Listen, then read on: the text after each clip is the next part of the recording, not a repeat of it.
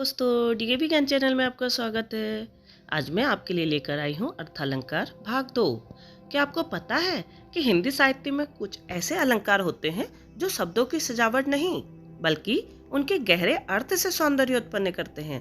इन्हें अर्थालंकार कहते हैं। आज हम अर्थालंकार और उनके सभी भेदों को विस्तार से समझेंगे और अंत में आपके लिए यह वीडियो बहुत ही रोचक रहने वाली है, क्योंकि इसमें हम कुछ ऐसे गीतों के बारे में भी जानेंगे जिसमें फूट फूट कर अलंकारों का प्रयोग किया गया है। तो आइए शुरू करते हैं आज की यह परिभाषा।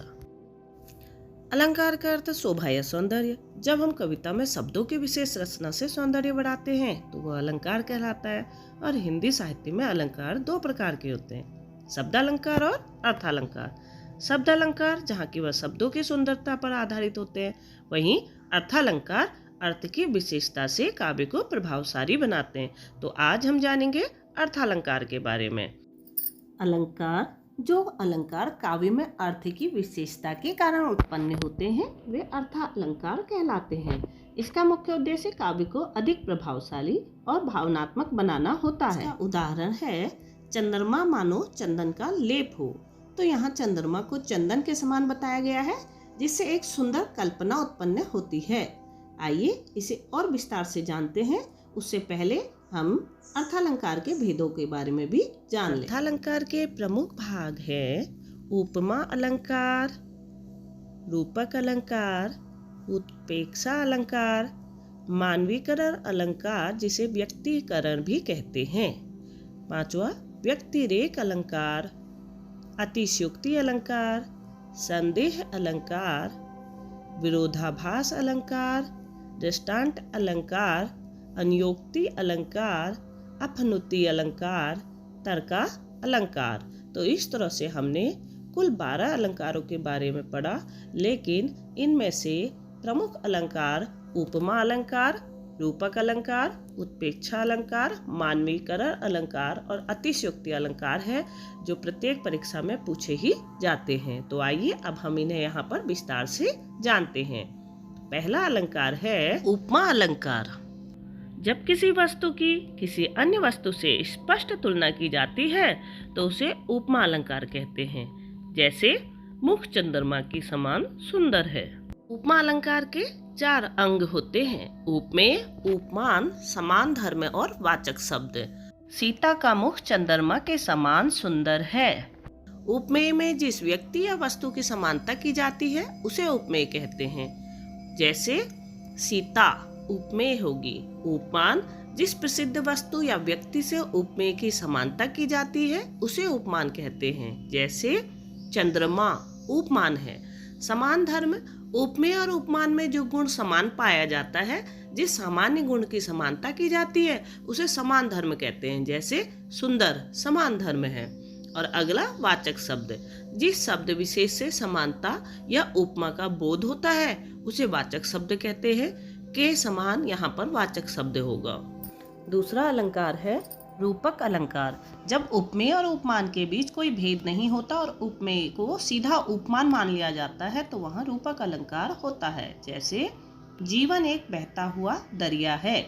यहाँ पर जीवन को दरिया बताया गया है, इसलिए यहाँ पर रूपक अलंकार होगा। इसे यूं भी कह सकते हैं कि जहाँ गुण की अत्यंत समानता दर्शाने के लिए उपमेय और उपमान को अभिन्न अर्थात एक ही कर दिया जाता है तो वहाँ रूपक अलंकार होता है। जैसे एक अन्य उदाहरण में कहा है, मैया मैं तो चंद्र खिलौना ले हूँ, अर्थात यहाँ पर चांद और खिलौना दोनों को एक बता दिया है। तीसरा अलंकार है उत्प्रेक्षा अलंकार। जब किसी वस्तु की तुलना किसी अन्य वस्तु से की जाती है लेकिन उसकी पुष्टि नहीं की जाती तो वह उत्प्रेक्षा अलंकार हो जाता है। यानी जहाँ पर एक की तुलना दूसरी वस्तु से होती है लेकिन उसके बारे में कंफ्यूजन बना रहता है तो वहाँ पर उत्प्रेक्षा अलंकार होता है। जैसे बादल मानो हाथी के झुंड हो। यहाँ पर हाथी के झुंड की तुलना बादल से की हुई है। इसमें मनु मानो, जनु जनहु, मनहु आदि शब्दों का प्रयोग होता है। अगला अलंकार है मानवीकरण अलंकार। जब निर्जीव वस्तुओं को मानवीय गुण दिए जाते हैं तो वह मानवीकरण अलंकार कहलाता है। जैसे नदी मुस्कुरा रही थी। यहाँ पर आप देख रहे हैं नदी एक निर्जीव वस्तु है जिस पर मानवीय भावनाओं का आरोप किया गया है, जैसे मुस्कुराने का, जो कि केवल मनुष्य ही कर सकते हैं। अन्य उदाहरण है, हवा ने चुपके से आकर मेरे कान में कुछ कहा। अर्थात हवा जो कि निर्जीव है, उसने कान में कुछ कहा, मनुष्य वाली क्रिया की है, इसलिए यहाँ पर मानवीकरण होगा। अगला अलंकार है व्यक्तिरेख अलंकार। जब किसी वस्तु की विशेषता दूसरी वस्तु की तुलना में अधिक या कम बताई जाती है तो वहाँ पर व्यक्तिरेख अलंकार कहलाता है। अर्थात यहाँ पर दूसरी वस्तु को नगण्य बताया जाता है। जैसे सूरज के आगे दीपक का क्या मूल्य। यहाँ पर आपने देखा कि सूरज को बहुत ही मूल्यवान बताया गया है और दीपक को उसके आगे हल्का बताया गया है, इसलिए यहाँ पर व्यक्तिरेख अलंकार होगा।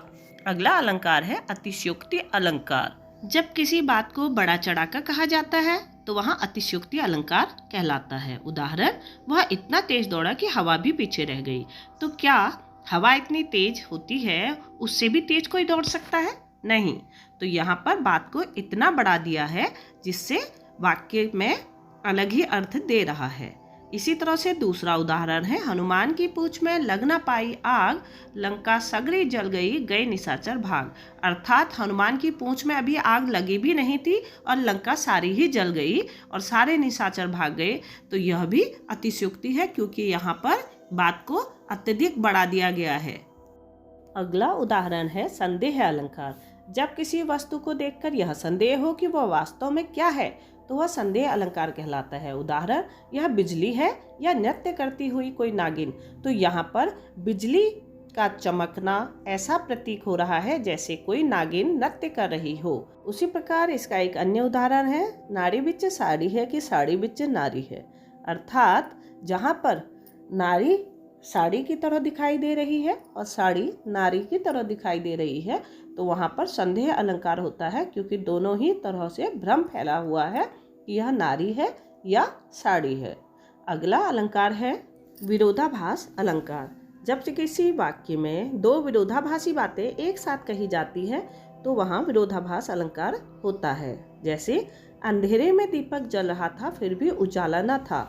यहाँ पर दीपक के जलने से उजाले के कमी की बात कही है, अर्थात यहाँ पर विरोधाभास अलंकार। अगला अलंकार है दृष्टांत अलंकार।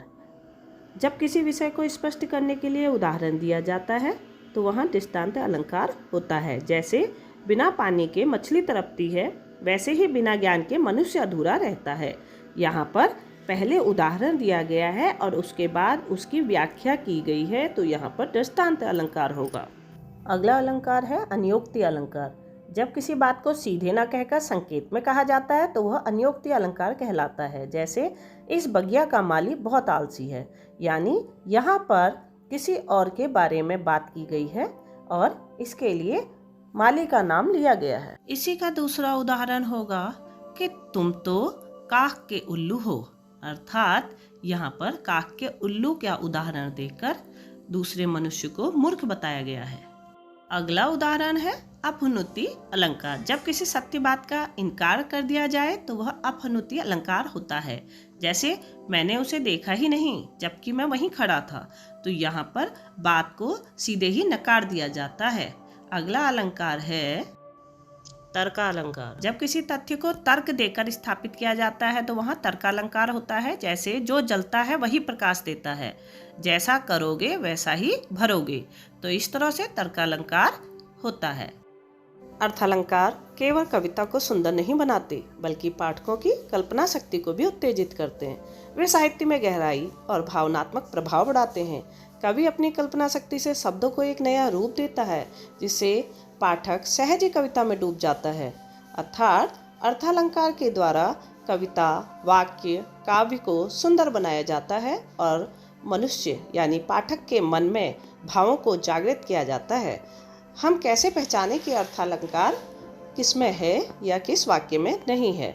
यदि किसी वाक्य में शब्दों की सजावट की बजाय उनके अर्थ से सौंदर्य बढ़ रहा हो तो वहाँ अर्थालंकार होगा। उदाहरण के लिए यदि वाक्य में तुलना, संदेह, कल्पना या भावनात्मक गहराई हो तो वह निश्चित रूप से किसी न किसी अर्थालंकार का ही उदाहरण होगा। यहाँ पर कुछ गीतों के माध्यम से अर्थालंकार को समझाने का प्रयास किया गया है। आइए देखते हैं। आइए अब फिल्मी गीतों में छिपे हुए कुछ अलंकारों के बारे में भी जान लेते हैं।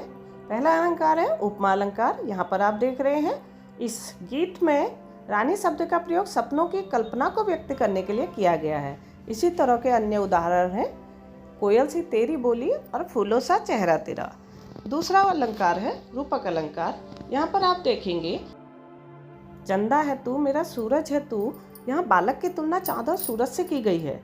उसी तरह का अन्य उदाहरण है चाँद तारों में नजर आए चेहरा तेरा। अन्य उदाहरण है अतिशयोक्ति अलंकार।